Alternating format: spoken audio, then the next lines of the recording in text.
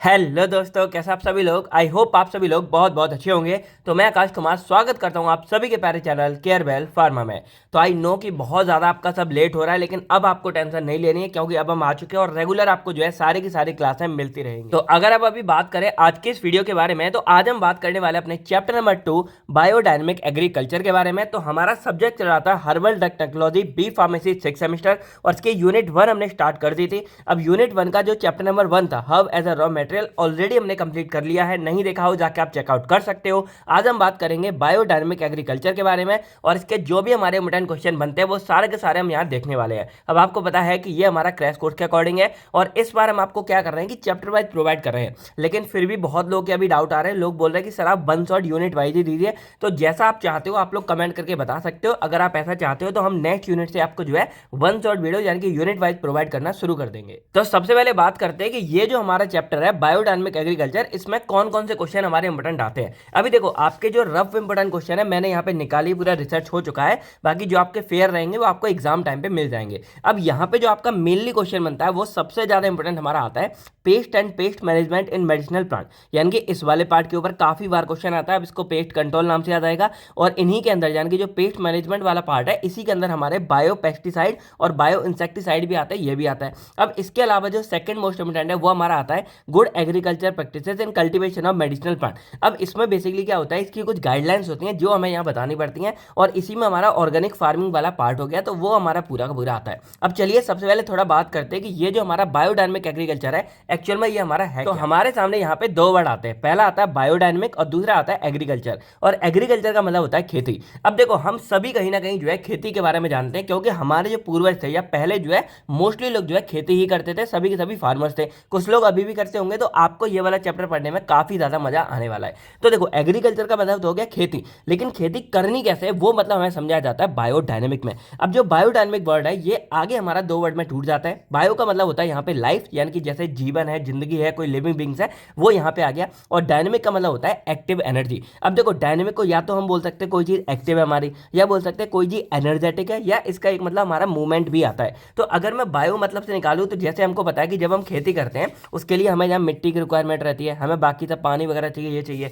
और एनर्जेटिक मतलब क्या है कि एक तरह से कोई बायोलॉजिकल एक्टिविटी चल रही है। तो अगर मैं पूरे को कंक्लूड करके आपको मतलब बताऊं तो यहाँ पे ये समझ के चलो कि जो हमारी खेती हम नॉर्मली करते हैं वो खेती हमको इस तरीके से करनी है जैसे ये सब जिंदा है। यानी कि बहुत लोग जो है मिट्टी को मतलब वैसे नॉन लिविंग है मानते हैं, लेकिन यहाँ पे क्या है कि हमको जो खेती करनी है उसमें हमारी जो सॉइल है, मिट्टी है, जो भी कुछ है उसको हम यहाँ पे जिंदा मान के चलते कि भाई वो लिविंग थिंग्स है, और उसी तरह से हमको जो उसकी केयर करनी है। और जब हम उसी तरह से उसकी केयर करेंगे, अपने खेतों की केयर करेंगे, अपनी मिट्टी की, बाकी सब चीज़ों की, बीज की, सबकी केयर करेंगे, पूजा करेंगे, तो भाई हमारी खेती उतनी ही अच्छी होगी, और हमें जो रिजल्ट है, हमें जो बाकी के मेडिसिनल प्लांट मिलेंगे वो हमें उतने ही अच्छे मिलेंगे। तो जो बायोडायनेमिक एग्रीकल्चर है एक्चुअल में ये क्या है कि ये एक हमारा तरीका है खेती करने का, यानी कि बोल सकते हैं कि ये हमारी एक एडवांस नेचुरल फार्मिंग तरीका है, जिसमें हमारी जो खेती हम करते हैं अपने मेडिसिनल प्लांट वगैरह की, वो इस तरीके से करते हैं कि उसकी क्वालिटी एक नंबर रहे और वो हमारा प्योर रहे, जिससे जो हमारी दवाइयां आगे बनेंगी वो बहुत बेस्ट बनेगी। अब देखो थोड़ा बहुत आप मतलब समझ गए होगे, बाकी नहीं समझे होगे मैं थोड़ी देर में आपको सब क्लियर कर दूंगा। तो देखो जो हमारी बायोडायनेमिक एग्रीकल्चर है इसको कहीं ना कहीं हम जो है ऑर्गेनिक फार्मिंग नाम से भी जानते हैं, यानी कि एक तरह से बोल सकते हैं कि यही हमारी ऑर्गेनिक फार्मिंग होती है। अब ऑर्गेनिक वर्ड ना आजकल बहुत ट्रेंडिंग में चल रहा है, आप लोगों ने सुना होगा जगह जगह भाई ये ऑर्गेनिक है या नहीं है, इसमें केमिकल तो नहीं मिले, ये वो बहुत सारी बातें हमारी चल रही हैं। तो अब यहाँ पे एक्चुअल में चल क्या रहा है, देखो पहले क्या थी, लोगों में अवेयरनेस नहीं थी, और पहले क्या था कि लोग को जैसे खेती करते थे तो जो फार्मर्स है ना उनको कम प्रॉफिट होता है बहुत ज़्यादा। तो आजकल क्या चल रहा है, मतलब बीच में चलना शुरू हुआ था, दोबारा हम उस ट्रेंड पे लौट रहे हैं, पहले सुन लो। तो यहाँ पे क्या हो रहा है कि पहले लोग क्या करने लगे थे, केमिकल का इस्तेमाल करने लग गए, जो फर्टिलाइजर खाद वगैरह आते हैं जो केमिकल वाली इस्तेमाल करने लग गए। उसका ये फायदा हुआ कि खेती तो हमारी बहुत जल्दी होने लगी, लेकिन जो हमारी मिट्टी थी यहाँ पे उसको नुकसान होने लग गया। जो हमारे ये जैसे मान लो यहाँ पे हमने कोई केमिकल वाला वो डाला, फर्टिलाइजर डाला, तो यहाँ पे हमारे जो खेत थे वो बढ़िया हो गए, लेकिन उसका नुकसान क्या होगा कि ये जो हमारी जहाँ पे जो हमारी खेती निकलेगी, जो हमारी फसल आएगी, उसमें भी कहीं ना कहीं इन केमिकल्स का पार्ट प्रेजेंट होगा। और अब अगर क्या होगा कि इसको कोई भी खाएगा तो उसकी बॉडी में भी कहीं ना कहीं केमिकल पहुंच जाएंगे, और इसका नुकसान क्या होगा, बॉडी में जो केमिकल नुकसान करेगा, भाई यहाँ तो उसने फायदा कर दिया लेकिन बॉडी में जाकर तो नुकसान करेगा ना। तो यहाँ पे क्या क्लियर हो रहा है कि जो हमारे केमिकल वगैरह ये सब होते हैं ना, ये हमारी फसल को इन सबको कॉन्टेमिनेट कर देते हैं, यानी कि खराब कर देते हैं, यानी कि कुछ ना कुछ मिलावट कर देंगे। और अगर हम इस फसल को खाएंगे, इस चीज़ों को खाएंगे, तो हमारी बॉडी में जाके भी कहीं ना कहीं ये चीज़ हमारी नुकसान करे। अब ऑर्गेनिक का मतलब क्या होता है, तो ऑर्गेनिक का सिंपल ये मतलब होता है कि यहाँ पे जैसे मान लो ये हम खेती कर रहे हैं तो उसमें किसी भी तरह के हम यहाँ पे केमिकल का इस्तेमाल नहीं करेंगे, ना कोई फर्टिलाइजर केमिकल वाला डालेंगे। अब यहाँ पे जो कीड़े वगैरह लग जाते हैं उनको मारने के लिए, जिसको खरपतवार बोलते हैं, उसको हटाने के लिए हम यहाँ कुछ केमिकल पेस्टिसाइड्स का इस्तेमाल कर रहे हैं। तो जो ऑर्गेनिक होगी वहां पे इन केमिकल का मतलब टोटल क्या है कि हमें केमिकल का इस्तेमाल करना ही नहीं है, यानी कि इस पूरे के पूरे खेती में हम ऐसा कुछ भी नहीं डालेंगे जो ह्यूमन बॉडी के लिए नुकसानदायक होगा, और उसी को हम यहाँ पे ऑर्गेनिक बोल देते हैं। और जब ऐसा करते हैं तो भाई ये हमारा थोड़ा कॉस्टली हो जाता है, यानी कि थोड़ा महंगा हो जाता है, लेकिन हाँ ये हमारी बॉडी के लिए काफी फायदेमंद रहता है। तो जो हमारी बायोडायनेमिक एग्रीकल्चर है वो एक्चुअल में हमारी यही खेती है, जिसमें हम किसी भी तरह के कोई भी केमिकल पेस्टिसाइड का या केमिकल यहाँ पे किसी भी तरह के फर्टिलाइजर का इस्तेमाल नहीं करते हैं। जो कुछ भी होता है वो हमारा सारा का सारा नेचुरली होता है। जैसे मान लो अगर हमें कोई पेस्ट वगैरह मारना है, तो कीड़े वगैरह मारने हैं, उसके लिए हम यहाँ पे नेचुरल वाले जो हमारे पेस्टिसाइड होंगे उनका इस्तेमाल करेंगे, और जो फर्टिलाइजर जो हमारी खाद होगी वो भी हम यहाँ पे नेचुरल वाले ही इस्तेमाल करते हैं। और जो इस तरीके से करके हमारी पूरी पूरी खेती होती है, फसल आती है, वो हमारी एक तरह से क्या है, नेचुरल रहती है। तो ये ऑर्गेनिक का फंडा आप समझ रहे होगा, और इसीलिए ये आजकल ट्रेंडिंग में, क्योंकि लोगों को अवेयरनेस हो चुकी है कि भाई केमिकल का नुकसान है, तो लोग जो है ऑर्गेनिक की तरफ जा रहे हैं। और बहुत लोग तो अपने घर के नीचे ही वगैरह पार्किंग वगैरह में क्या है, थोड़ी बहुत अपनी जो जरूरत की चीजें सब्जियां वो उगा लेते हैं।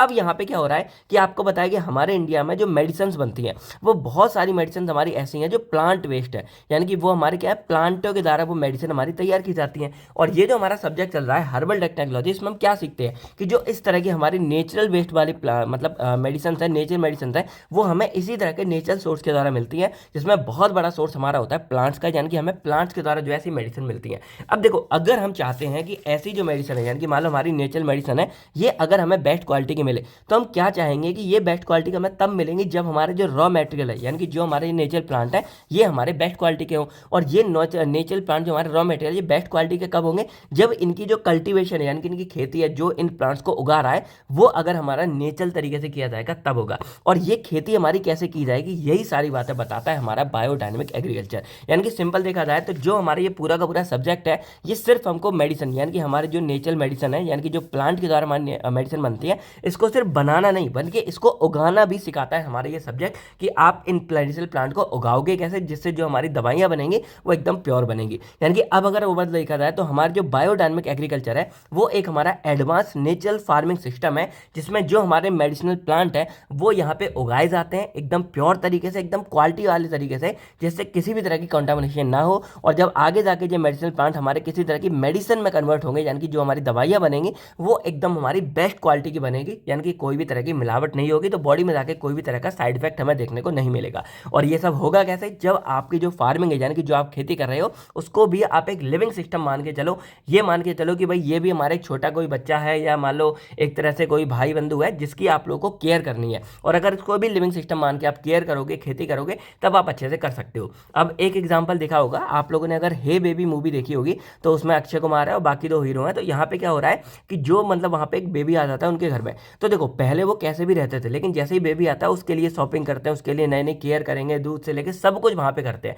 तो वहाँ पे क्या हो रहा है कि एकदम अच्छे तरीके से उसका ध्यान रख रहे हैं। पहले गंदा संदा रहता था, लेकिन सब कुछ अच्छे से रखने लग गए। उसी तरह यहाँ पे मान के चलो कि यहाँ पे जो हम खेती करते हैं वो हमें इस तरह मान के चलनी है कि ये जो हमारी मिट्टी है, हमारे ये प्लांट्स हैं, ये सब हमारे जीवित हैं, यानी कि ये सब हमारे लिए क्या है, एक तरह से बेबी की तरह है। और हमें जो है उनका उसी तरह से ध्यान रखना पड़ेगा, किसी भी तरह का कोई केमिकल इस्तेमाल नहीं करना है, बहुत अच्छे से जो उसका ध्यान रखना है। और अगर इस तरह से आप खेती करोगे तो आगे जाके जो हमारी फसल बनेगी, जो हमारे मेडिसिनल प्लांट बनेंगे, वो भी हमारे एकदम बेस्ट क्वालिटी के मिलेंगे। और यही होती है हमारी बायोडायनेमिक एग्रीकल्चर। तो अब अगर सिंपल देखा जाए तो यहाँ पे क्या है, देखो, a system where farming is done by maintaining active life and natural balance in soil and plant.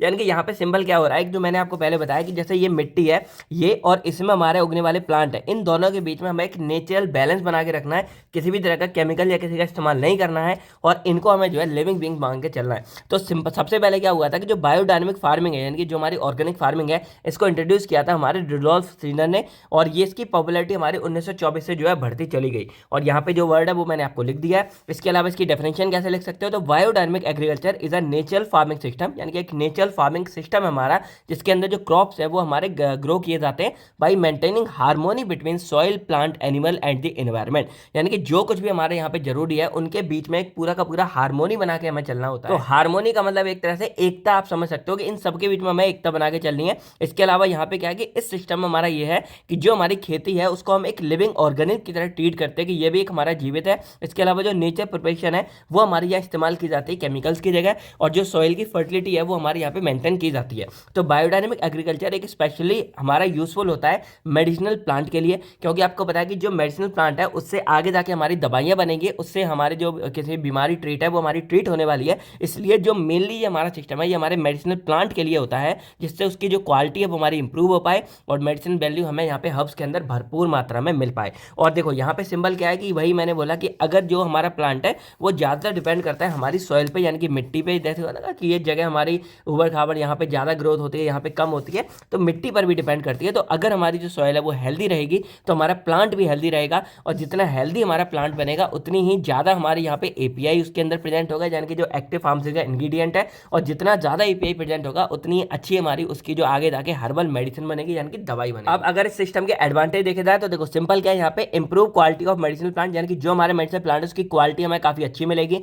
Chemical free cultivation है, यानी कि इस खेती में किसी तरह का केमिकल नहीं है, तो हमें साइड इफेक्ट भी कम देखने को मिलेंगे। इसके अलावा eco friendly and sustainable method है, यानी कि भाई इको फ्रेंडली, हमारे एनवायरनमेंट को इससे नुकसान नहीं हो रहा है, किसी तरह का केमिकल यूज नहीं कर रहे हैं। और सस्टेनेबल मतलब क्या है, लंबे टाइम तक चलने वाला हमारा मेथड है। और इससे क्या है, हमारी जो सॉइल की फर्टिलिटी है, यानी कि सॉइल की उर्वरता, यानी कि कितना उपज है हमारे मिट्टी की, वो हमारे यहाँ बढ़ती रहती है। इसके अलावा ये हमारा क्या है, safe and high quality herbal raw material. हम यहाँ पे जो प्लांट से दवाइयाँ बनाने वाले हैं उसके लिए जो हमको रॉ मटेरियल की रिक्वायरमेंट रहती है वो हमारे यहाँ पे एक सेफ, क्योंकि भाई किसी तरह का केमिकल नहीं डाला तो सेफ रहेगा और हाई क्वालिटी वाला देखने को मिल जाता है। तो बायोडायनेमिक एग्रीकल्चर एक नेचुरल फार्मिंग सिस्टम है जो हमारी क्वालिटी को, सेफ्टी को, मेडिसिनल वैल्यू को यहाँ पे इन्हांस कर देता है bye maintaining natural balance in soil and environment, यानी कि हमारी मिट्टी में और हमारे एनवायरनमेंट में एक पूरा का पूरा नेचर बैलेंस सेट करके हमारे पूरे के पूरे उर्वरकता को बढ़ा देता है। अब यहाँ पे देखा जाता है हमारा next part, good agriculture practices. अब देखो बायोडायनेमिक एग्रीकल्चर क्या है, ये पूरी की पूरी एक तरह से साइंस मान सकते हो कि ये हमारा ये पूरी फार्मिंग है, लेकिन करेंगे कैसे? इस करने के लिए क्या है कि हमारी जो WHO है, वर्ल्ड हेल्थ ऑर्गेनाइजेशन, उसने ना एक गाइडलाइंस फॉलो की है, गाइडलाइंस बनाई है कि आपको ये गाइडलाइंस फॉलो करनी पड़ेगी। यानी कि अगर हमें अच्छी तरीके से खेती करनी है तो कैसे करनी है हमको कहीं ना कहीं पता होता है। अब जैसे आप लोग अभी लैब वगैरह में जाते होगे, आप लोगों ने देखा होगा, क्लास में लैब में जाते होगे, तो लैब में आपको किसी तरह का प्रैक्टिकल दिया जाता है करने के लिए। तो प्रैक्टिकल परफॉर्म कैसे करते हो? एक होता है कि आपके पास मैनुअल बुक होती है जिसमें सब लिखा होता है, एक आपको टीचर बता देता है ऐसे ऐसे करना है। तो यहाँ पे क्या है कि आपको एक स्टैंडर्ड मिल गया कि भाई आपको ये खेती ऐसे ऐसे, मतलब ये आपको क्या है, प्रैक्टिकल ऐसे ऐसे करना है, आप उन स्टेप को फॉलो करोगे और आपका जो प्रैक्टिकल है वो हो जाएगा, आपका रिजल्ट आ जाएगा। सेम इसी तरह से यहाँ पे क्या हो रहा है कि जो गुड एग्रीकल्चर प्रैक्टिस है, GAP है, ये हमारे कुछ गाइडलाइंस होती हैं। और ये गाइडलाइंस में क्या है कि हमको यहाँ पे ये बताया जाता है कि आपको जो बायोडायनेमिक एग्रीकल्चर है इसके अंतर्गत खेती करनी कैसे है, यही तो हमें मेन जानना था। तो ये आपको बताएंगे कि सबसे पहले आपको ये करना है, फिर ये करना है, फिर ये करना है, और ऐसे करके अगर आप खेती करोगे तो आपकी खेती, जो आपका रिजल्ट होगा, जो आपकी मेडिसिनल प्लांट उगेंगे वो आपके बेस्ट क्वालिटी के होंगे, वो आपको ये वाली चीज़ें बताती हैं। तो ये क्या है कि these are the WHO recommended, यानी कि WHO के द्वारा रिकमेंड की गई गाइडलाइंस है, जो आपको, जैसे जब आप खेती करोगे तो आपको खेती करते के टाइम पे, फिर खेती जो आपके मान लो मेडिसिनल प्लांट उग जाएंगे उसको कटाई के टाइम पे, कटाई होने के बाद की, तो इन सब टोटल चीज़ों की हेडलिंग बताते हैं, जिससे जो आपका हर्बल रॉ मटेरियल बनेगा उसकी क्वालिटी आपकी रहेगी, सेफ्टी रहेगी, प्योरिटी रहेगी और यूनिफॉर्मिटी रहेगी, यानी कि हर एक प्लांट में आपको बेहतरीन क्वालिटी मिलने वाली है। तो ये सब के लिए हमारी जो गाइडलाइंस है वो WHO ने दी है, और इन्हीं सब गाइडलाइंस को हम यहाँ पे जो है GAP यानी कि गुड एग्रीकल्चर प्रैक्टिस बोल देते हैं। तो GAP means cultivating medicinal plant in the right way, यानी कि हमको सही तरीके से मेडिसिनल प्लांट की खेती करनी है, वही हमारा GAP हो गया। एट राइट प्लेस, यानी कि सही तरीके से, सही जगह पे, सही टाइम पे हमें ये करनी है, जिससे जो हमारे मेडिसिनल प्लांट बनेंगे वो सेफ बनेंगे, हाई क्वालिटी वाले बनेंगे। अब इसके ऑब्जेक्टिव क्या होते हैं? To ensure good quality herbal raw material, यानी कि हमें गुड क्वालिटी के हर्बल रॉ मटेरियल मिले। इसके अलावा केमिकल एंड माइक्रोबियल कॉन्टामिनेशन से हमारे ये बच के रहें। इसके अलावा to maintain uniformity of active constituent, जो हमारा API मेन रहेगा उसकी यूनिफॉर्मिटी बनी रहे, हर एक प्लांट के अंदर हमें अच्छी क्वालिटी मिले। Then to ensure safety of herbal drug, हमारे हर्बल ड्रग जो रहेंगे वो सेफ रहेंगे। And to promote sustainable and eco friendly cultivation, यानी कि जो खेती होगी वो लंबे टाइम तक हम कर सकें, और इसके अलावा इको फ्रेंडली, यानी कि हमारे एनवायरमेंट सेफ रहे। अब देखो ये जो वर्ड आपका आ रहा है सस्टेनेबल का मतलब एक्चुअल में क्या है? मान लो ये आपने A जगह ली, ये आपने B जगह ली, ठीक है। अब यहाँ पे आपने ये तरीका किया जो मैं आपको बता रहा हूँ, बायोडायनेमिक वाला किया, आपने यहाँ पे लिया, सब कुछ नेचर डाला, यहाँ पे आपने केमिकल वाला डाला। तो देखो यहाँ पे एकदम उपज स्टार्टिंग में बहुत अच्छी होगी, भाई बढ़िया हुई एकदम, आपने खेती करके चले भी गए, यहाँ पे अभी चल रहा है। लेकिन यहाँ पे क्या होगा कि अगले साल यहाँ पे जो मिट्टी है उसकी जो नेचुरल पावर है, हमारी जो फर्टिलिटी है आगे उगाने की, वो यहाँ पे कम हो जाएगी, और अगली बार खेती करोगे हो सकता है यहाँ पे ना उगे। तो यहाँ पे क्या हो रहा है कि वो केमिकल्स हमारी मिट्टी को भी खराब कर देंगे, तो वो लंबे टाइम तक हम वहाँ पे खेती नहीं कर सकते। लेकिन यहाँ पे क्या है कि ये अगर हम ये तरीका यूज करते हैं नेचुरल वाला, तो हमारी जो मिट्टी है वो लगातार लंबे टाइम तक जो है वहाँ पे हम खेती कर सकते हैं और वो हमारी उगती रहेगी। तो अब हमको ना एक जीएपी का आइडिया तो लग गया कि भाई हमारा जीएपी है क्या एक्चुअल में। जीएपी खेती करने का तरीका है कि हमको खेती करनी कैसे होगी। अब अगर हमें ये करनी है तो भाई प्रिंसिपल हमारे मेन क्या रहेंगे। तो वैसे तो आपको ऑब्जेक्टिव से आइडिया लग गया होगा, लेकिन अगर प्रिंसिपल देखा जाए तो बेसिकली हमारे 4 पिलर होते हैं हमारे जीएपी के, यानी कि गुड एग्रीकल्चर प्रैक्टिसेस के। पहला होता है फूड सेफ्टी एंड क्वालिटी। अब देखो हम ये जानते हैं कि अगर हमें कहीं भी कुछ भी करना है, कोई भी चीज़ बनानी है, कोई दवाई बनानी, कुछ भी बनानी है, पहले हमें ये देखना होता है कि वो हमारी सेफ है। क्योंकि भाई सेफ्टी के साथ हम कॉम्प्रोमाइज़ नहीं कर सकते। मान लो आपने कोई मेडिसिन बनाई, ये आपकी टैबलेट बन गई, हर्बल वाली बन गई है, लेकिन अगर मान लो इससे ठीक होने की जगह किसी बंदे में कोई बीमारी लग गई तो उससे तो बुरा कुछ होगा नहीं। इसीलिए हमें क्या है, सबसे पहले ये देखना है कि जो भी हम यहाँ पे ये उगा रहे हैं वो हमारा सेफ रहे। तो यहाँ पे क्या होता है, फूड सेफ्टी एंड क्वालिटी, यानी कि पहले सेफ रहे, देन उसकी क्वालिटी हमें बेस्ट मिले। ये होता है हमारा पहला प्रिंसिपल, यानी कि जीएपी में इन बातों का हमको ध्यान रखना होता है। तो अग्रेड क्वालिटी यानी कि अग्रेड, यानी कि पहले हमारा होता है कि हमें क्वालिटी एकदम ए नंबर की मिले, ए ग्रेड क्वालिटी, और इसके बाद हमारा ये सेफ रहे। देन सेकंड आता है सस्टेनेबिलिटी, यानी कि यहाँ पे जो मैंने बोला कि ऐसा नहीं है कि हमें केवल 6 महीने हमने ये खेती की उसके बाद हमारी ये मिट्टी जमीन बेकार हो गई, ऐसा होगा तो फायदा नहीं है। तो हम ये चाहते हैं कि हर बार हमारी बार बार हम उसमें खेती कर सके, तो हमारी सस्टेनेबिलिटी बनी रहे, यानी कि एनवायरमेंट में हमारी बार बार खेती होती रहे, यानी कि स्टेबिलिटी बनी रहे। देन हमारा होता है सोशल एक्सेप्टेबिलिटी, यानी कि यहाँ पे क्या है कि मान लो हम यहाँ पे खेती कर रहे हैं तो किस चीज़ की जरूरत है। यानी कि मान लो सोसाइटी में वहाँ पे मान लो टमाटर की जरूरत है और आप वहाँ पे आलू उगाए जा रहे हो, आलू पहले से, लेकिन आप आलू उगाए जा रहे हो, तो ये नहीं, हमें ये भी देखना होता है कि भाई किस चीज़ की एक्चुअल में रिक्वायरमेंट है। तो मान लो यहाँ पे हम मेडिसिनल प्लांट उगाने वाले हैं तो हमें किस ज़्यादा बीमारी की जरूरत है वो हम यहाँ पे उगाएंगे। देन फोर्थ हमारा आता है इकोनॉमिक वायबिलिटी। अब हमें ये भी देखना है कि जो भी हम खेती करेंगे जानबूझ के, ऐसा नहीं है कि हम जानबूझ के एक्सपेंसिव चीज़ें डाल के उसको महंगा बना दें। हमें ज़्यादातर ध्यान रखना है अफोर्डेबिलिटी पे, क्योंकि आपके पास पैसा है ये जरूरी नहीं है, आप जिनको बेचने वाले हो, जो आपके कस्टमर है, उनके पास कितना पैसा है, वो इसको अफोर्ड कर सकते हैं या नहीं कर सकते, ये चीज़ आपको देखनी पड़ेगी। और यही रीज़न है कि केवल फार्मा का जो क्रैश कोर्स है वो बहुत ज़्यादा अफोर्डेबल रहता है। हम ये नहीं देखते कि भाई हम पे कितना क्या है, हम ये देखते हैं कि स्टूडेंट, क्योंकि हम भी कभी स्टूडेंट थे और हमने नॉर्मली क्या देखा है कि भाई अफोर्ड करना इतना आसान नहीं होता है। इसीलिए हमने क्या देखा था, हमने तब भी ट्राई किया था कि जो हमारी कॉलेज फीस रहती है उसका 1% या उससे कम चार्ज हम यहाँ पे आप लोगों से करने वाले हैं। और यही रीज़न है, अगर आप 6 सेम का देखोगे तो ये सेम सबसे ज़्यादा टफ होता है। ऐसा नहीं है कि टफ है, लेकिन इसमें क्या है कि 6 सब्जेक्ट होते हैं तो बहुत ज़्यादा लेंदी हो जाता है। यही रीज़न है कि इसका जो प्राइस है वो आपका 499 है इसका है। लेकिन इसके अलावा बाकी के जो है, जैसे फर्स्ट सेम हो गया, सेकंड हो गया, थर्ड हो गया, इन सब के प्राइस के आपके 299 है, जो देखा जाए बहुत कम है। यानी कि आपकी फीस अगर मिनिमम में मानता हूँ 50,000 है, वैसे तो ज़्यादा भी हो जाती है, लेकिन अगर 50 के मानते हैं तो उससे भी कम, यानी कि 50,000 का 1% आपका 500 होता है। तो ये यहाँ पे जा रहा है, वरना इससे भी कम फीस आपके यहाँ पे हम लोग चार्ज कर रहे हैं। और इसके अंदर हम आपको प्रोवाइड क्या करते हैं, आपको बताया कि सभी, यानी कि यूनिट 1 से लेकर यूनिट 5 तक की आपको वीडियो लेक्चर मिल जाते हैं, मतलब सॉल्यूशन के साथ जो आपके क्वेश्चन वगैरह होते हैं, और सभी की पीडीएफ आपको मिल जाती है। उसके बाद आपको टॉप 10 मैराथन क्वेश्चन भी मिलते हैं जो आपके सबसे ज़्यादा इंपॉर्टेंट एग्जाम के लिए। और इसके अलावा जो आपके 2 मार्क्स की निचोड़ वीडियो है वो भी आपको देखने को मिलती है। और अब हम थोड़ा एडिशनल भी चीज़ें इसमें ऐड करते रहेंगे, तो ये आपका मेन पार्ट है। इसके अलावा पूरे क्वेश्चन पेपर आपको दे देते हैं, पर ये यानी कि अगर आप ये 2 करके चले जाते तब भी आप जो है आराम से पास हो जाओगे। तो ये सारा कुछ आपको मिल जाता है, और आपको करना क्या है, केवल फार्मा ऐप के अंदर जाके आप वहां पे जाके एनरोल कर सकते हो। सारा कुछ वहां पे एक जगह आपको देखने को मिल जाता है। तो ये आपका प्रिंसिपल है जिसपे मेनली ये सारी बातें डिपेंड करती है जीएपी की। अब आती है गाइडलाइन, यानी कि आपको जो खेती करनी है वो एक्चुअल में करनी कैसे है। तो देखो, अगर आपको ये गाइडलाइंस याद रखनी है ना, आपको एक पैटर्न याद करना पड़ेगा कि आपको करना क्या होगा। तो सबसे पहले मान लो आपको खेती करनी है, ये जस्ट एग्जांपल मान के चलो कि ये भाई आप हो और आपको क्या है कि अब आप खेती करना चाहते हो, ठीक है। तो यहाँ पे सिंबल क्या है कि सबसे पहले आपको जगह चाहिए होगी, यानी कि साइट सिलेक्शन। तो पहला पॉइंट क्या आता है, साइट सिलेक्शन, यानी कि the land selected for cultivation should be free from industrial pollution, heavy metal and contaminated waste water. यानी कि सबसे पहले आपको खेती करने के लिए एक जमीन ढूंढनी है, और जो जमीन आप ढूंढोगे वो आपके किसी भी तरह के इंडस्ट्रियल पॉल्यूशन से फ्री होनी चाहिए, क्योंकि वो पॉल्यूशन कॉन्टेमिनेट करेगा आपकी खेती को, और उससे क्या होगा, जो फसल होगी वो लोगों तक जाएगी तो वो पॉल्यूशन उनके पास भी पहुंच जाएगा। तो फ्री होनी चाहिए आपकी किसी तरह के पॉल्यूशन से, हैवी मेटल से और कॉन्टेमिनेटेड वेस्ट वाटर से। उसके अलावा यहाँ पे क्या है, जो सॉइल आपकी मिट्टी रहेगी वो आपको ये भी देखना है कि यहाँ पे आप ले रहे हो वो सूटेबल है कि नहीं, वहाँ पे यानी कि मेडिसिनल प्लांट आपका ग्रोथ कर सकता है या नहीं कर सकता है, ये चीज़ भी देखनी पड़ेगी। और पहले ऐसा तो नहीं है कि वहाँ पे पहले कोई मतलब कोई कंपनी वगैरह होगी और पहले किसी केमिकल के द्वारा वो टॉक्सिक तो नहीं है, ये सारी बातों का ध्यान रखना पड़ेगा। तो ये होता है आपको साइट सिलेक्शन, यानी कि आपको जो भी साइट सिलेक्ट करनी है वो ऐसी करनी है कि वहां पे आपका जो मेडिसिनल प्लांट है वो ग्रोथ कर सके अच्छे तरीके से।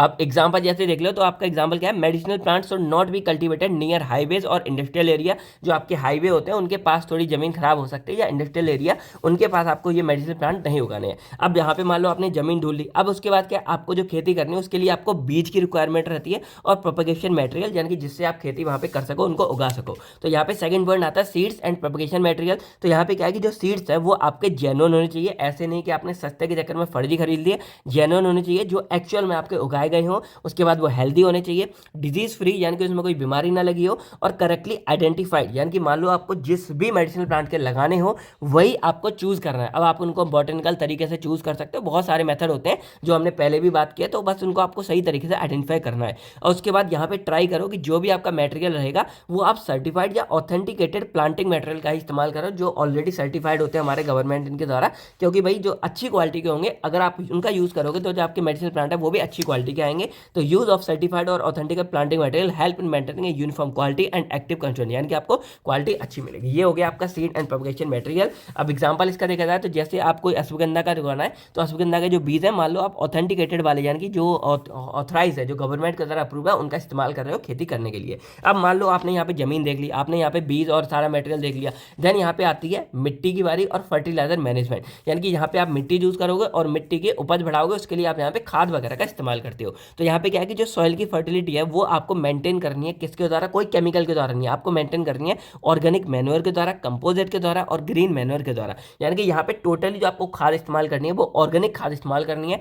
Excessive use of chemical fertiliser, देखो थोड़ा बहुत चलता है, लेकिन अगर आप ज़्यादा इस्तेमाल करोगे केमिकल फर्टिलाइजर का तो उसको मतलब अवॉइड करना है। अगर उसको इस्तेमाल करोगे तो जो मिट्टी है उसकी हेल्थ हमारी खराब हो जाएगी, और जो ड्रग हमारा बनेगा वो भी अफेक्ट हो सकता है, क्योंकि बॉडी में ड्रग जाएगा, रिसेप्टर बाइंड करेगा। तो अगर किसी जगह की केमिकल मिलेगा तो हो सकता है वो कोई नुकसान पहुंचा दे, इसीलिए हमें यहाँ पे जो है ऑर्गेनिक खाद का इस्तेमाल करना होगा। देन यहाँ पे आती है इरिगेशन, यानी कि अब आपने यहाँ पे मान लो भाई जगह चुनी, आपने बीज लगा दिए, आपने वहाँ पे खाद भी एकदम ऑर्गेनिक वाली डाली है। अब बारी आती है सिंचाई की, यानी कि हमारे पानी लगाने के लिए। तो इरिगेशन वाटर, यानी कि जो सिंचाई का पानी होगा वो आपका साफ होना चाहिए, सेफ होना चाहिए, और वो भी किसी तरह के केमिकल या माइक्रोबियल कॉन्टामिनेशन से फ्री होना चाहिए। अब देखो ऐसा नहीं कि मान लो आपने इंडस्ट्रियल एरिया का इस्तेमाल, मतलब कोई इंडस्ट्रियल एरिया के पास आप इस्तेमाल कर रहे हो, तो वहाँ का जो वेस्ट है वो मान लो किसी पानी में जा रहा है, नदी में, और उसी का आप इस्तेमाल कर रहे हो खेती करने के लिए, तो वो नुकसान करेगा। इसीलिए अपने ट्यूबवेल वगैरह लगे होते हैं, बड़े बड़े बम्बा लगे होते हैं, उससे पानी आता है, उससे लोग सिंचाई करते हैं। तो आपको अपना पर्सनल यूज करना है और अच्छा यूज करना है। तो और ये भी नहीं कि ज़्यादा पानी डाल दो, तो over irrigation should be avoided, ज़्यादा भी पानी नहीं डालना, वरना ये आपकी जो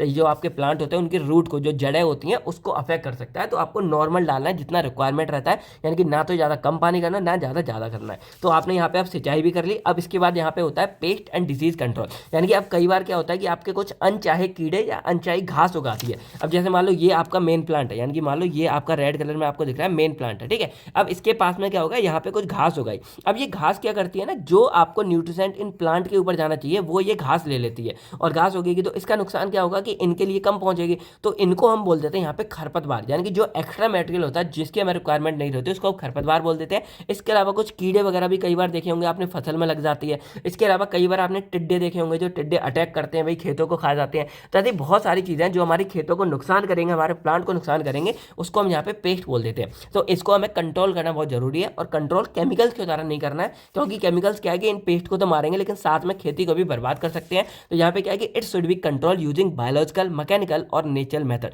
यानी कि हमको जो बायोलॉजिकल वाले होते हैं, मैकेनिकल होते हैं, नेचुरल, ये आगे भी पढ़ेंगे, इसके द्वारा हमें यहाँ कंट्रोल करना है। Use of toxic chemical pesticide should be avoided to prevent harmful residue in Hollywood, हमें कोई भी किसी भी तरह के टॉक्सिकल केमिकल का इस्तेमाल नहीं करना है। जैसे हमारे एग्जांपल है नीम बेस्ड बायोपेस्टिसाइड, आपने कई जगह देखा होगा, जैसे मच्छरों को भगाने के लिए हम नीम का धुआं कर देते हैं, तो वो ठीक है, वो हेल्दी है, वो खराब नहीं होगा, जो नीम है वो नुकसान नहीं पहुंचाएगा। तो इस तरह के हम बायोपेस्टिसाइड का इस्तेमाल कर सकते हैं। और जब यहाँ पे हम ये सब कंट्रोल कर लेंगे, देन यहाँ पे आती है हार्वेस्टिंग, यानी कि अब बारी आती है हमारी कटाई की। तो यहाँ पे जो मेडिसिनल प्लांट है उसको हम हार्वेस्ट करेंगे at proper stage of growth, यानी कि जब वो अच्छे से हमारी ग्रोथ कर जाएंगे तभी हम उनको कटाई करेंगे, और जो उनका सही सीजन होगा। अब देखो जिसका जैसे अभी टाइम आने वाला है जब गेहूं की कटाई होगी, तो वो जिस टाइम होगी ना तभी काटोगे, उनको पहले काट लोगे तो भाई उतने आपको गेहूं नहीं मिलेंगे, उतने नहीं निकलेंगे, बाद में काटोगे तो वो खराब हो जाएंगे। इसीलिए जो करेक्ट टाइम होता है उसी टाइम पे कटाई करना बेस्ट रहता है। तो यहाँ पे करेक्ट टाइम पे हम उसकी कटाई करेंगे। उसके बाद अगर इम्प्रॉपर हार्वेस्टिंग करेंगे तो इससे जो थेरेपेटिक वैल्यू वो हमारी घट सकती है। तो जब वो प्रॉपर हमारी ग्रोथ हो जाए तभी हम उसकी कटाई करते हैं। अब जो रूट्स है वो usually harvested after fully maturation, अब जो रूट्स की कटाई करते हैं वो बिल्कुल आफ्टर करते हैं, यानी कि जब हमारी मैचुरेशन अच्छे से हो जाती है। अब देखो यहाँ पे जब हार्वेस्ट, यानी कि हम कटाई कर लेंगे, अब कटाई करने के बाद ऐसा नहीं कि उसको फेंक देते हैं कहीं भी, जो हमारा हार्वेस्टेड प्लांट प्लांट यानी कि जो कटाई हो चुकी है उसको प्रॉपर ही हमें पहले सफाई करते हैं, उसका ड्राई करेंगे, यानी कि पहले मान लो धो लेते हैं, कई जगह साफ कर लेते हैं, जैसे गेहूं आपने देखा होगा बहुत जगह धो देते हैं, देन उसको सुखाई करते हैं, देन उसको पिसवा के आटा वगैरह बनाते हैं। तो हम क्लीन करते हैं, ड्राई करते हैं, उसके बाद उसको हैंडल करते हैं जिससे किसी भी तरह के माइक्रोबियल कॉन्टामिनेशन उसमें ना हो जाए और किसी तरह के डिटेरियोरेशन यानी कि खराब हमारा ना हो जाए। अब यहाँ पे इसके लिए क्या जरूरी है कि हमारी ड्राइंग बहुत अच्छे से करनी चाहिए, क्योंकि ड्राइंग अगर अच्छे से करेंगे तो आपको बताया कि जो माइक्रोवेल ग्रोथ है वो हमारी नहीं हो पाएगी। अब एग्जाम्पल देखा जाए तो जैसे मान लो कुछ ऐसे सब्सटेंस है जो हीट लायबल है यानी कि हीट में खराब हो सकते हैं, तो उन्हें ऑटोक्लेव में सुखाते हैं। इसके अलावा देखो नेचुरल तो ये चलता है कि हम डायरेक्टली सूरज में यानी कि जो सन है उसमें डाल देते हैं। कुछ ऐसे होते हैं जो सूरज में खराब हो सकते हैं तो उनको छाव में यानी कि देखो बाहर ही डालेंगे, लेकिन हाँ धूप डायरेक्टली नहीं पड़ेगी, छत के नीचे डाल देते हैं, जैसे हवा वगैरह से वो सूख जाते हैं। तो ये हो गया पोस्ट हार्वेस्टिंग हैंडलिंग। देन हमारा आता है स्टोरेज एंड ट्रांसपोर्टेशन, यानी कि अब हमारी कटाई हो गई, कटाई के बाद हमने उसकी सेवा पानी कर दिया। देन उसके बाद क्या होता है, हर्बल रॉ मटेरियल जो हमारा है उसको स्टोर किया जाता है क्लीन, ड्राई और वेल वेंटिलेटेड कंडीशन में, यानी कि वो हमारी सूखी जगह होगी, एक ड्राई कंडीशन होगी और वेल वेंटिलेटेड होगी, यानी कि वहाँ हवा वगैरह हमारी अच्छे से आएगी। लेकिन ये भी ध्यान रखना है कि उसे हमें मॉइस्चर से, जो हमारे पेस्ट होते हैं, कीड़े मकोड़े हो गए, ये डायरेक्टली सनलाइट से और हाई टेम्परेचर से हमें उसे बचा के भी रखना होता है, क्योंकि ये सब हमारी फसल को खराब कर सकते हैं। अब जनरल कंडीशन क्या होता है, नॉर्मली ये होता है कि आपको एक सूखी जगह पे यानी कि ड्राई प्लेस पे और थोड़ी ठंडी जगह पे हम उसको रखते हैं, देन नॉर्मल रूम टेम्परेचर पे रख देते हैं। और जो लो ह्यूमिडिटी है, क्योंकि ज़्यादा ह्यूमिडिटी होगी तो वहाँ पे मॉइस्चर यानी कि पानी ज़्यादा होगा, पानी ज़्यादा होगा तो हमारा माइक्रोबियल कॉन्टामिनेशन हो सकती है, तो कम पानी वाले यानी कि लो ह्यूमिडिटी में हम उसको रखते हैं। अब जो ट्रांसपोर्टेशन है वो हम एक क्लीन कंटेनर में करते हैं जिससे किसी तरह की गंदगी हमारी ना मिल जाए। अब जब ये सारा हो जाता है देन लास्ट हमारा आता है डॉक्यूमेंटेशन, यानी कि अब यहाँ पे क्या होता है कि ये जो भी काम आपने किए, यानी कि ये सब किया, खेती वगैरह की, कटाई की, सब कुछ किया, इसका प्रॉपर रिकॉर्ड आपको रखना पड़ता है, यानी कि कौन से प्लांट आपने चूज किए, तो खेती करने के लिए आपने क्या रिकॉर्ड, मतलब जो जो आपने चूज किया वो लिखोगे, कटाई आपने कब की, कितना की, क्या निकला, उसके बाद प्रोसेसिंग क्या रही, स्टोरेज क्या रहा, ट्रांसपोर्टेशन कहाँ कैसे कर रहे हो, इन सब का प्रॉपर रिकॉर्ड आपको रखना पड़ता है। उसके बाद जो डॉक्यूमेंटेशन है इंश्योर करता है कि आपकी ट्रेसेबिलिटी हो जाए, यानी कि आपको पता रहे, आपकी क्वालिटी एश्योरेंस और रेगुलेटरी कंप्लायंस सब कुछ आपको पता हो। तो ये होता है हमारा जीएपी के अंदर, यानी कि देखा जाए आपने सारी बातें जान ली, यानी कि सबसे पहले आप जमीन चूज करते हो, देन यहाँ पे बीज और जो मटेरियल हमारा उगाने वाला वो चूज करते हो, देन यहाँ पे जो मिट्टी होगी आपकी सही होनी चाहिए और उसके लिए जो खाद है वो आप ऑर्गेनिक इस्तेमाल करोगे, देन पानी कैसे इस्तेमाल करोगे सिंचाई करने के लिए, उसके बाद जो खरपतवार हो गए, जब बाकी कीड़े मकोड़े उसको आप हटाते हो कंट्रोल करने के लिए नेचुरल मेथड का इस्तेमाल करेंगे। देन लास्ट में यहाँ पे होगी कटाई, कटाई होने के बाद उसकी जो बाकी की होगी यानी कि उसको धो के साफ करके सुखा के रखेंगे और उसके बाद उसको स्टोर कर लेंगे, देन उसको ट्रांसपोर्ट करेंगे और लास्ट में उसकी डॉक्यूमेंटेशन, यानी कि हर एक काम जो भी आपने किया इन सबका प्रॉपर रिकॉर्ड जो है आपको यहाँ पे रखना होता है। तो ये थी आपकी जीएपी की गाइडलाइंस। अब देखो कभी भी अगर ये क्वेश्चन आता है तो मेनली गाइडलाइंस वाला ही आता है। तो देखो आप यहाँ पे ये तो लिख ही दोगे प्रिंसिपल में, 4 बातें, ये बहुत है, आप इसको डिफाइन ना करो चल जाएगा। ये गाइडलाइंस आते हैं, इन सब के बारे में छोटी छोटी बातें हैं और आपको अगर ये मेन नाम पता है ना, अंदर की बातें आप सारी खुद ही जो है बना के लिख के आ जाओगे। तो ये हो गया हमारा जीएपी गाइडलाइंस के बारे में। अब देखो थोड़ा बहुत नोट हमारा जो है ऑर्गेनिक फार्मिंग के बारे में आ जाता है। अब वैसे तो सिलेबस में आपने देखा होगा तो ये हमारा जो है जीएपी के अंदर ही आता है, यानी कि यहाँ पे क्या है देखो, good agriculture practice in cultivation of medicine plant including organic farming. तो उसी के अंतर्गत थोड़ा सा हम यहाँ पार्ट जान लेते हैं। वैसे तो जीएपी के बारे में सारा कुछ आपने देख ही लिया होगा। तो ऑर्गेनिक फार्मिंग क्या है, एक मेथड है हमारे कल्टिवेशन का, यानी कि खेती करने का मेथड होता है जिसमें सिंपली हमको क्या करना है कि किसी भी तरह के केमिकल फर्टिलाइजर का, केमिकल पेस्टिसाइड का या सिंथेटिक सब्सटेंस का हम इस्तेमाल नहीं करते हैं, उन सबको हमें अवॉइड करना होता है।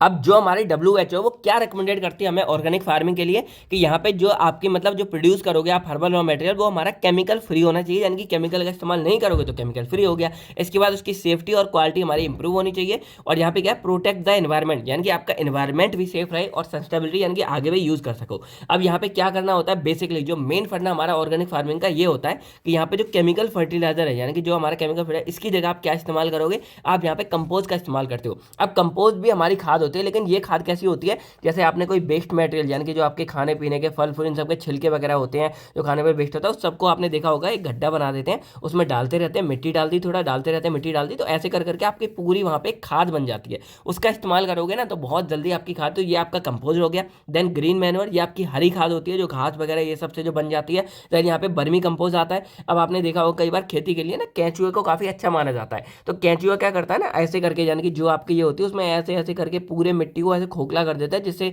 अच्छी हमारी पूरी हो जाती है। तो ये बर्मी कंपोज यानी कि इन सब की खाद होती है। और देन हमारी आती है बायो फर्टिलाइजर, यानी कि ये हमारी होती है जैविक खाद, जो हमारे जैविक यानी कि लिविंग विंग्स द्वारा बनाई जाती है, जैसे हमारा राइजोबियम्स हो गया या एजोटोबैक्टर्स हो गए। तो ये इस तरह की, यानी कि यहाँ पे क्या सिंपल केमिकल फर्टिलाइजर का इस्तेमाल नहीं करना है, इन सब का इस्तेमाल करेंगे तो ये हमारी हो जाएगी ऑर्गेनिक फार्मिंग। बाकी सब बातें हमारी जीएपी के अंदर होगी। ये एक ब्रीफ इंट्रो आपका हो गया। अब इसके फायदे क्या होते हैं, तो ये हमारा केमिकल फ्री मेडिसिनल प्लांट को प्रोड्यूस करेगा। इससे हमारी सॉइल की जो फर्टिलिटी है और जो स्ट्रक्चर है वो हमारे इंप्रूव रहेगा और ये हमारी एनवायरमेंट फ्रेंडली रहेगी। और ये जो हर्बल और एक्सपर्ट प्रोडक्ट होते हैं, एक्सपोर्ट जो हम बाहर भेजने वाले होते हैं, जो हर्बल होते हैं, इन सब के लिए इनको ज्यादा यूज किया जाता है। तो अब हमारा नेक्स्ट टॉपिक आता है paste and pest management in medicinal plant. और ये वाला जो पार्ट है ये हमारा बहुत ज्यादा इंपॉर्टेंट है। देखो यहाँ paste and pest management medicinal plant, और ये इसके अंदर ही हमारा जो बायो पेस्टिसाइड बायो इंसेक्टिसाइड है वो इसी के अंदर आ जाता है। या तो ये इस नाम से आएगा या डायरेक्टली हमारा पेस्ट मैनेजमेंट के ऊपर आ जाता है या पेस्ट कंट्रोल के ऊपर आ जाता है। तो ये वाला पार्ट बहुत इंपॉर्टेंट है, इसको ध्यान से आप लोग सुनना। बाकी ये हमारा पेस्ट होता है, पेस्ट नहीं होता है। मैं अब तक इसलिए बोल रहा था, देख रहा था कि भाई कुछ बच्चे ध्यान देते या नहीं देते। पहले होता था जब मेरे से कभी धोखे से मिस्टेक हो जाती थी तो बहुत लोग कमेंट करके बताते थे ये पेस्ट नहीं है पेस्ट है ये वो है। तो मैं देखना चाह रहा था कि क्या बच्चे अभी भी ये बातें बोलते हैं या नहीं बोलते हैं। तो चलिए सबसे पहले जानते हैं कि ये हमारा जो पेस्ट है ना एक्चुअल में ये हमारा होता क्या है। देखो यहाँ पे नॉर्मली हमारे किसके बारे में बात की जा रही है, मेडिसिनल प्लांट के बारे में। और मेडिसिनल प्लांट हम जानते हैं कि ये हमारे वो प्लांट है जिनकी खेती हम खुद से कर रहे हैं। और क्यों कर रहे हैं, क्योंकि आगे जाके इनसे हमारी हर्बल मेडिसिन बनने वाली है, यानी कि इस तरह की टैबलेट वगैरह बनेगी जिसका लोग यूज करेंगे। अब कई बार क्या होता है कि भाई ये आपको बताया खुले में है, भाई हमारे खेत है, यहाँ पे मिट्टी सब कुछ है, तो यहाँ पे कुछ हमारे ऐसे कीड़े या ऑर्गेनिज्म होते हैं वो यहाँ पे अटैच हो जाते हैं। और ये अटैच होकर क्या करेंगे, हमारे इस प्लांट को यहाँ पे डैमेज करना शुरू कर देंगे। और अगर ये डैमेज हो जाएगा तो इस प्लांट की जो हमें दवाई बनानी है वो हम अच्छे तरीके से नहीं बना पाएंगे। तो यही एक्चुअल में हमारा पेस्ट होता है। यानी कि यहाँ पे क्या कि a pest is any organism that cause damage to medicinal plant and reduce their growth, yield and quality. यानी कि यहाँ पे क्या हो रहा है कि हमारे इसकी ग्रोथ, उर्वरकता और एक तरह से क्या है पूरी की पूरी क्वालिटी को यहाँ पे रिड्यूस कर देते हैं। यही हमारे यहाँ पे पेस्ट कहलाते हैं। और इसको हिंदी में कीट बोलते हैं, आपने सुना होगा। कीटनाशक आपने सुना होगा, जो पेस्ट मैनेजमेंट जो इनको रोकते हैं उनको कीटनाशक वगैरह बोल देते हैं। अब एग्जाम्पल जैसे हमारे कुछ इंसेक्ट होते हैं, अब इसमें हमारा एक आता है एफिड होता है।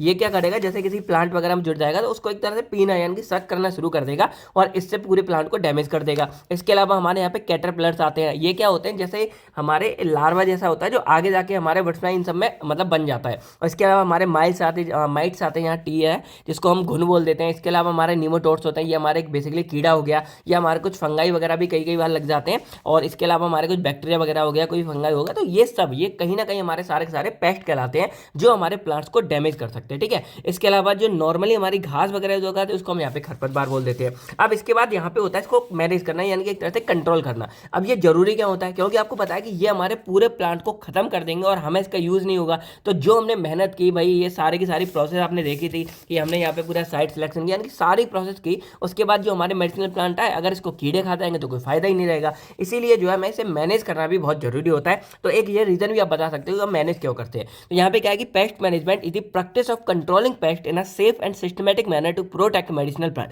यानी कि जो पेस्ट मैनेजमेंट है वो एक हमारी प्रैक्टिस होती है, एक क्रिया है जिसमें हम क्या कर रहे हैं, अपने प्लांट्स के ऊपर से इन पेस्ट को कंट्रोल करते हैं अपने एक सेफ तरीके से और एक सिस्टमेटिक मैनर में, जिससे हमारे जो मेडिसिनल प्लांट है वो भी सेफ रहे। अब देखो आपने देखा होगा, जैसे कई बार आपने मूवीज में देखा होगा, कोई यहाँ पे बंदा खड़ा है और उसके पीछे एक बंदा ऐसे गर्दन पे चाकू लगा के खड़ा हो जाता है और इधर हीरो है, उसको ये बचाना होता है। तो यहाँ पे मान लो कि ये पेस्ट है और ये आपका मेडिसिनल प्लांट है और ये आप लोगों को यानी कि आपको इससे बचाना है। अब आपको यहाँ पे ना इस तरह इसको बचाना है कि जो आपका मेडिसिनल प्लांट है उसको खतरा ये ना हो कि भाई तू मार रहा है मार दे, मैं तो ये गोली मारता हूँ। तो तुमने इस पेस्ट को मार दिया लेकिन इसने क्या किया, इसने भी गला काट दिया। और जब अगर ये हो गया तो कोई मतलब तो रहेगा नहीं। तो यहाँ पे क्या कि हमें जो पेस्ट है इसको इस तरीके से मतलब मारना होता है कि जो हमारा मेडिसिनल प्लांट है वो यहाँ पे हमारा सेफ रहे। ठीक है, तो यहाँ पे क्या विदाउट हार्मिंग ह्यूमन हेल्थ, यानी कि अगर हम केमिकल यूज करेंगे ये प्लांट पे लगेगा, ये प्लांट को हम यूज करेंगे, केमिकल हमारी बॉडी में आएगा। तो यहाँ पे क्या है कि मेडिसिनल प्लांट से इस तरह हमें हटाना है कि हमारी ह्यूमन हेल्थ सेफ रहे, हमारा एनवायरमेंट सेफ रहे और जो हमारे प्लांट्स है उसकी मेडिसिनल क्वालिटी भी बनी रहे। तो यहाँ पे क्या होता है, need for pest management in medicinal plant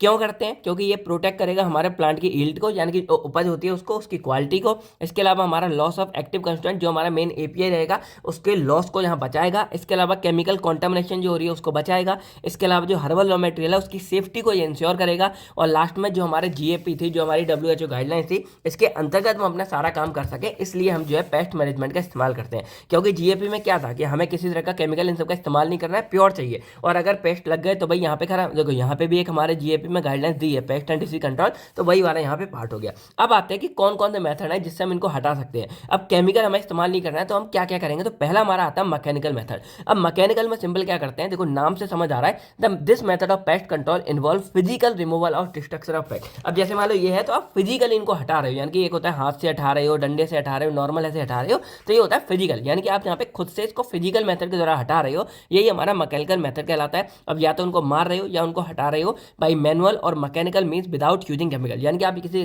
chemical का इस्तेमाल नहीं कर रहे हो। अब एग्जाम्पल हैंड पिकिंग, जो मैंने बताया कि हाथों से आप इन कीड़ों को हटा रहे हो, तो hand picking of insect, use of trap, जैसे चूहे वगैरह हो गए उनके लिए हम चूहेदानी का इस्तेमाल करते हैं। फिर removal of infected plant part from the field, यानी कि जो मान लो कोई इन्फेक्टेड पार्ट है, मान लो ये पत्ता खराब हो गया, अब इससे बाद में फैल सकता है, तो हम क्या करेंगे, इस पत्ते को तोड़ के हटा देंगे। तो इस तरह हम यहाँ पे करेंगे, ये हमारा होता है मैकेनिकल मेथड। सेकंड हमारा आता है एग्रीकल्चर या कल्चरल मेथड। इसमें क्या करते हैं कि जो हमारी खेती होती है ना, जो हम यहाँ पे कल्टीवेशन कर रहे हैं, इसको थोड़ा बहुत हम चेंज कर सकते हैं। अब इसका फायदा क्या होगा, हमारे जो पेस्ट इन्फेस्टेशन है, यानी कि जो संक्रमण है, वो यहाँ बच जाएगा। अब जैसे अभी कोरोना चला था, तो कोरोना में क्या हो रहा था, हर एक बंदे को यहाँ पे कोरोना हो रहा था, तो उससे हम क्या, हमारे पास देखो रोकने का इलाज नहीं था, तो हम क्या कर रहे थे, फैलने से उसको बचा रहे थे। इसके लिए हम आइसोलेशन इन सब क्रिया का यूज कर रहे थे।